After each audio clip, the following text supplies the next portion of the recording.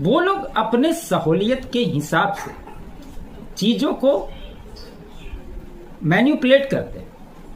जब वो खुद उसमें फंसने वाले होते हैं तो उसको दूसरी दिशा में मोड़ देते हैं, और जहां पर उनको लगता है कि नहीं नहीं ये चीजें हमारे फेवर में, तो उसको उसी के अकॉर्डिंग बताते हैं। लेकिन इन सब बातों के इतर बात ये इंपॉर्टेंट हो जाती है कि क्या सुप्रीम कोर्ट में बैठे हुए जो जजें हैं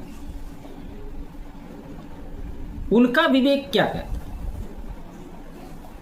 और आज के प्रकरण में सबसे बड़ा सवाल ये उठता है, मान लीजिए राज्यपाल और राष्ट्रपति को जो उन्होंने आदेश दिया, अगर उसको नहीं मानते तो सुप्रीम कोर्ट क्या कर लेगा? क्या उनके खिलाफ गिरफ्तारी वारंट निकालेगा? यह संभव है? क्या ये काम सुप्रीम कोर्ट कर सकता है? बिल्कुल नहीं कर सकता, ये बात तय है। तो क्या कुछ हुआ? आप जानते हैं कि कपिल सिब्बल, अभिषेक मनु सिंघवी जैसे सरीके वकील इसमें शामिल हैं, और उनके तर्क को अगर आप सुनेंगे तो आप भी अपने माथे को पीटेंगे।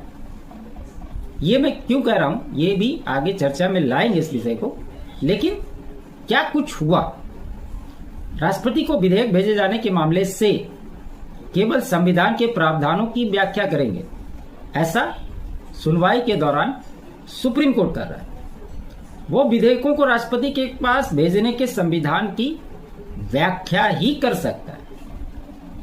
आपको याद होगा, इससे पहले मैंने बनाया था वीडियो, उसमें कहा था, और जब साल्वे साहब उसमें शामिल हुए थे महाराष्ट्र के वकील के तौर पे, तो उन्होंने एक सवाल किया था कि क्या सुप्रीम कोर्ट नया संविधान लिखने की कोशिश कर रहा है, और क्या सुप्रीम कोर्ट के पास ये पावर है कि वो कोई नया संविधान लिख सकता है?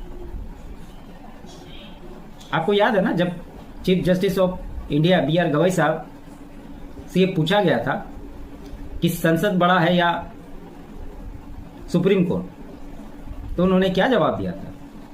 उन्होंने कहा था संविधान बड़ा है।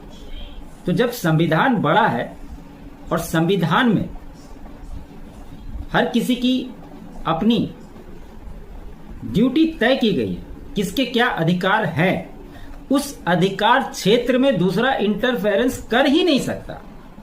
ये बात उनको बहुत भली भांति पता है। फिर इस तरह की चीजों को लंबा खींचने का